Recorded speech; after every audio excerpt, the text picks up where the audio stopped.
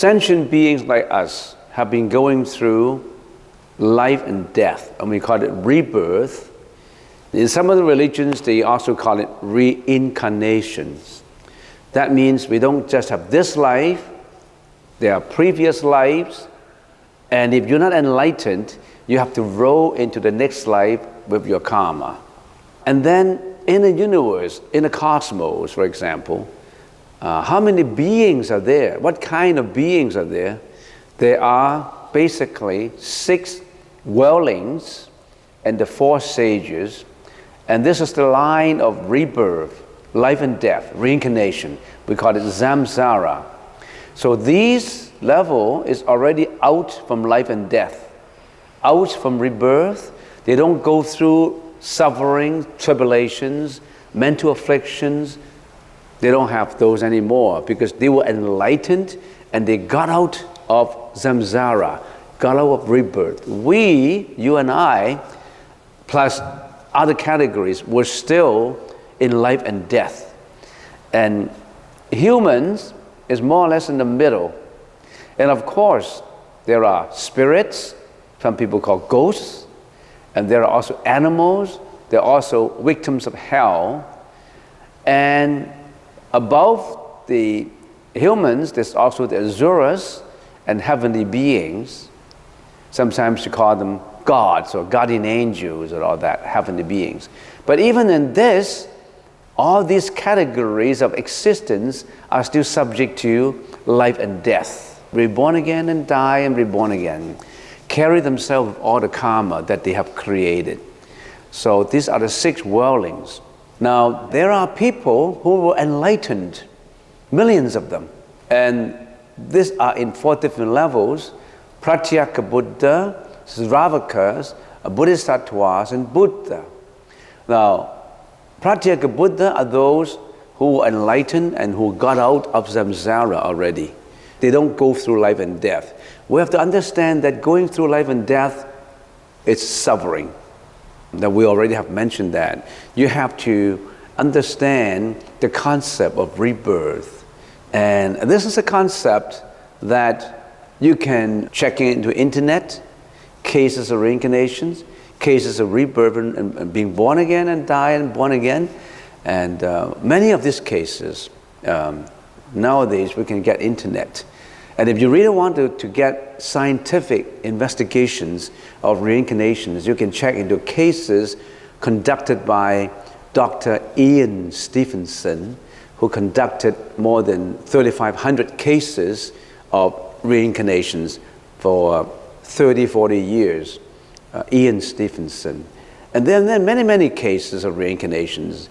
These are clinical studies, and science cannot prove reincarnation, or are not yet in a position or capable enough, I don't know, to prove reincarnation. However, they cannot disprove reincarnation. In other words, they cannot say there is reincarnation, or they cannot say there is no reincarnation, because our level of science is not yet up to that level where we can prove it or disprove it. But Ian Stevenson conducted a lot of investigations on it, semi-scientifically. This is a field that many scientists still explore, but this could be above human intelligence to plow into it. So now that's what we have to do. We have to know. I came across the principal of a very famous university, and I had a chat with him. And he told me, Reverend, do you know why I believe in the Buddhist teaching? Something very simple. He's a scientist. And he said, Venerable, I believe in the Buddhist teaching simply because of one belief that I have in my mind. I think it's more equal. There's equality if there's a next life. You know why? If I don't have a next life, I can do what I want. I can kill, I can rape, I can do all these bad things, and I won't have any effects to affect me.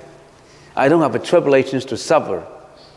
So it's right to kill. As long as I'm happy It's right to steal. It's right to do anything. I can wage a war in another country, occupy that country, kill the people, and occupy the land. I can do what I want, as long as what I'm doing can satisfy my senses, satisfy my eyes, my nose, my ears, my mind. I feel happy about it. But I don't believe in that. I believe that there is a cause that you germinate now, there's an effect to come up later. So it is more fair, he said. If there's the next life, it's more fair because you did something wrong in this life, you suffer it in your next life. It's just like if you kill someone and get caught by the police and judged by the court, there's compensation, there's penalty, there's imprisonment, there's even the death penalty. So there's equality. That's the reason I believe in reincarnation. I said, oh yeah, that's a good reason. It's more equality. Otherwise, you've done something wrong in this life, nothing will happen to you. Whatever you have encountered in this life, whatever you have experienced in this life, is because of what you have done in the previous life. You spread all these seeds of apples, of grape trees, of oranges in the soil. That's the cost. Years later, 1 or 2 years later, you'll get oranges and apples and all that because you put your seeds there. You have the water, you have the sunlight, you have fertilizers, you have all these things. The oranges will come, the apples will come. So it's more fair. He said, oh, yeah, that's a good way to explain it. Next, remember, we'll talk about the Stravakas, which is another level. The Stravakas, they were born in a time when there was a Buddha. They were born in a time when there was the Buddhist teaching. So they were able to read, they were able to listen. And what methods should they use? They used 37 aids of enlightenment. But in the Sutra, it mentioned only 2 very important methods.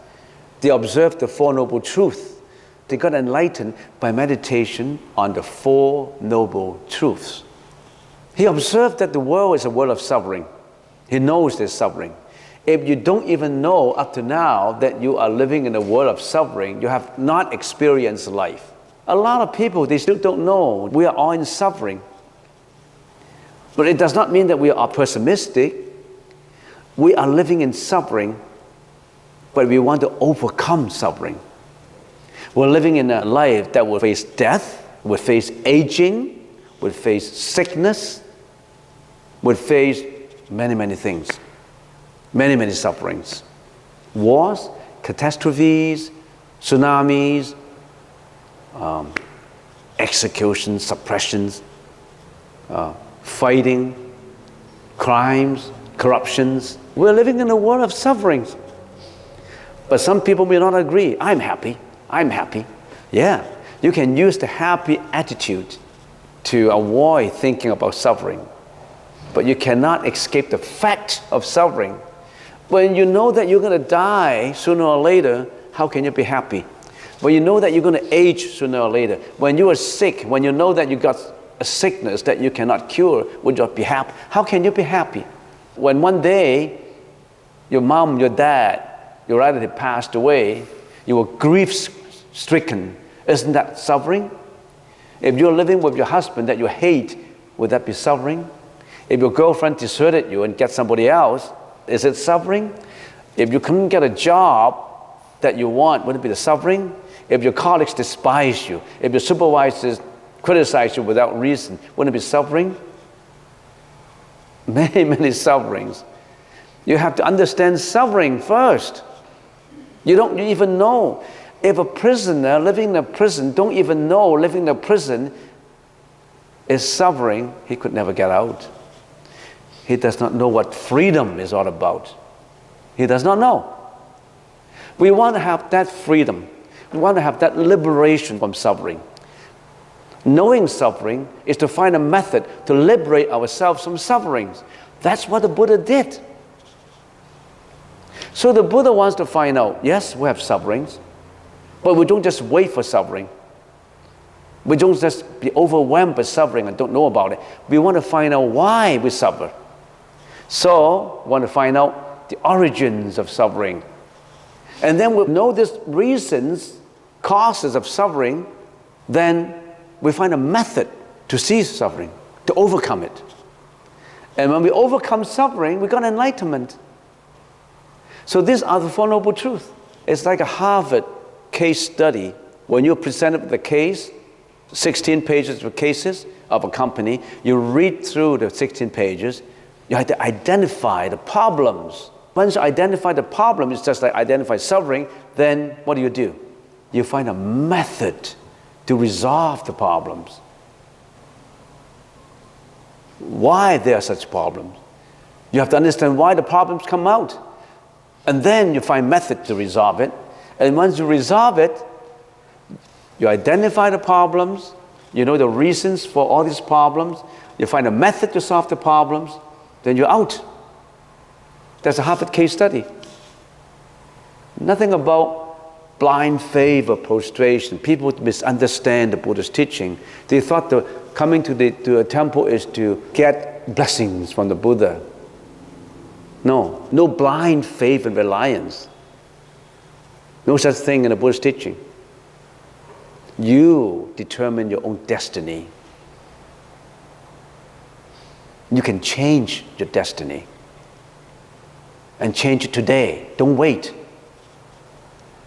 Don't attach to the past anymore. You've been abused in your childhood. Get rid of that memory. Because it will not come back again. For whatever pain you have, don't attach to them. Live at the present moment. Change for the better. You stumble, you fall. Get up your knapsack. Walk again. Don't cry. Don't cry over spilt milk. Don't cry. Just put your knapsack on and walk the path. The Four Noble Truths tells you all that. Suffering, ordinary suffering, suffering experienced by changes. Because of changeability, there's suffering. Suffering experienced by conditioned states, that's suffering. Many suffering. I'm just giving you a summary. The origin of suffering. Craving is the most powerful force, causing not only suffering in this very life, but also the perpetuation of existence. It is not the first and the only cause, but is conditioned by innumerable causes. There is no such thing as the first cause. Who created the universe? Who created me? You're always looking for the first cause. If everything is dependent on everything, how can there be a first? If there is a first, there must be a last. If there is a last, then you blindly believe in nihilism. You blindly believe in extermination of you or the death of you forever. So if you analyze logically, there's no such thing as the first. Because everything is dependent upon everything. The chicken or the egg, what comes first? When you draw a circle, what is that point that starts the circle? The starting point of the circle is exactly the ending point of the circle. It's like a windmill. Things are neither due to one single cause, nor are they causeless. Everything in the universe is conditioned, interdependent, and related. Craving is regarded as the proximate cause of suffering. Craving is a cause that major in creating suffering. You crave for wealth, for reputation, for money, for relationships, for sensual pleasures, for many things. And in the process of craving, in the process you perform. What do you perform? You perform deeds, words that are immoral. When you arrive at that level, there's a cessation. The cessation of suffering is nirvana, which literally means freedom from craving. Nirvana can only be understood or realized through direct experience, not by verbal expressions. In positive terms, nirvana means peace, sublimity, purity, release, excellent happiness. In negative terms, nirvana means deafness, extinction of craving, extinction of hatred, and extinction of ignorance and so forth. No more ignorance, no more craving, no more hatred. That's nirvana in a negative way. In a positive way, peace. I don't know what words. You've got to find some words to it. So that's the reason why the Buddha said, Buddhism is not Buddhism. Buddhism is just a word. If you want to call Buddhism Roman Catholic. It's okay. Don't attach the view of words. Words are tools, not an end to nirvana, not an end to enlightenment. When you really believe in Buddhism, throw away Buddhism. If you believe in the Buddha, throw away Buddha. You don't need Buddha anymore. Buddha is just the ship to Victoria. Get on shore. Don't attach to your view. Don't attach to your religion. Even that word religion is not pure. Throw it away. It's only without words, without views, without expression that you are transcendentally beyond life and death. Before cessation of suffering, you have to find a method leading to the cessation of suffering. And this is what the Buddhist teaching is all about. The Noble Eightfold Path, through the development of the Eightfold Path, the meditator comprehends life, which is the 5 aggregates. As suffering eradicates the original suffering, and experience the bliss of the cessation of suffering, which is the realization of nirvana. You really have to learn about all these things. This is just to give you a guideline. And when you know the method, meditation is one of the many methods. The Buddhist teaching is a spiritual research and investigation. The Buddha said, get away, looking for that spiritual odyssey to guide you into nirvana. Get out from suffering. Get out from rebirth. Get out from mental afflictions. Get to that peace of mind. And we have to find a terminology. The Buddha has to find something to talk about, and we call the peace of mind nirvana. What is nirvana? Ni is no. Vana, motion, movement. In other words, get to a level that your mind is not moving in the wrong direction. Is at that peace, purity, tranquility, where your mind is no more movement of your mind. It does not mean that your mind is dead. No more movement in the wrong direction. It's one peace of mind. So this is the Eightfold Path that the Stravakas believe in. Right view, right thought, right speech, right action, right livelihood, right efforts, and right mindfulness, right concentration. What is right view? The view based on understanding of the Four Noble Truths, causation, impermanence, karma, and asprabhava, non-individuality of existence, and so on. Right thought, renunciation of greediness, hatred, and ignorance, renunciation of attachment to the 5 skandhas, maintaining thoughts of compassion, and so on and so forth.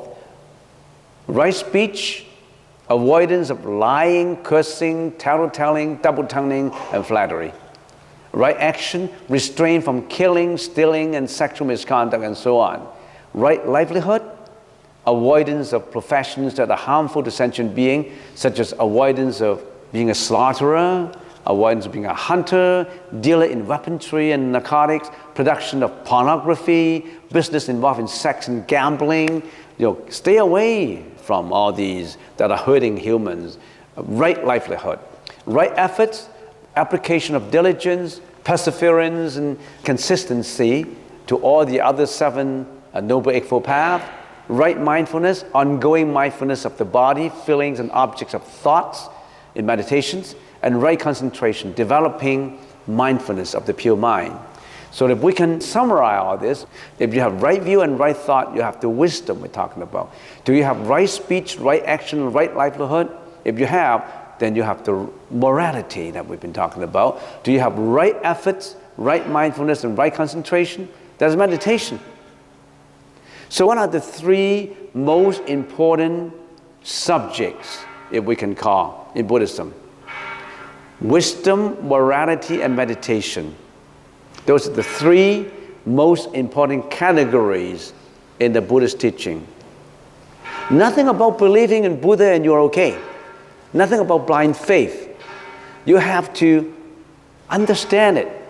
You have to build up your wisdom. You have to build up your morality. You have been building up your meditation. By doing this, these are the 3 foundations on which you build your life experiences on on which you change. If you don't direct your changes to these three categories, you're not doing it right. And these are the 37 aids to enlightenment. We only touched on the Eightfold Path, the Four Noble Truths. Next time, I will briefly go through this, the 37 aids to enlightenment of the Theravada, according to Anapanasati Sutta and the Satipatthana Sutta. The Theravada school, they direct all their practice to the 37 methods. They do it step by step, and they became a saint. They got out from life and death by practicing the 37 methods. You see, especially first-time comers, you think believing in the Buddhist teaching is just to believe in God, like a God, and God can save you? If God can save you, you don't even have to ask. You're already saved. God wouldn't wait for you to ask and save you. The Buddha said no one can save you except yourself. The Buddha only told you all these methods that he already have experienced. He already got out from life and death. You haven't. And the Buddha said, practice what I practice. You get out from jail.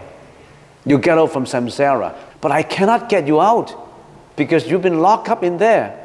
I can only give you cause and continuously telling you what to do in order to get out. But I cannot just use my power to get you out. If the Buddha or if God can get you out from prisons, think about it logically. If in your quote unquote, in your definition of God, if God is really God in your definition, you won't go through what you have gone through. Assuming that we're all in prisons, we're all in suffering. He would have taken you out already. Why would you allow you in jail if he could get you out? Right? That's the definition of God. God always gives the best. In many cases, you create your own world. You create your own destiny. And you have to change all these yourself. Walk your path. Never too late. Whatever errors you have committed in the past, don't attach to them. You walk your present path. Change it today. There's still a lot of time. So that you have a bright future. Live the present moment. Walk your present path.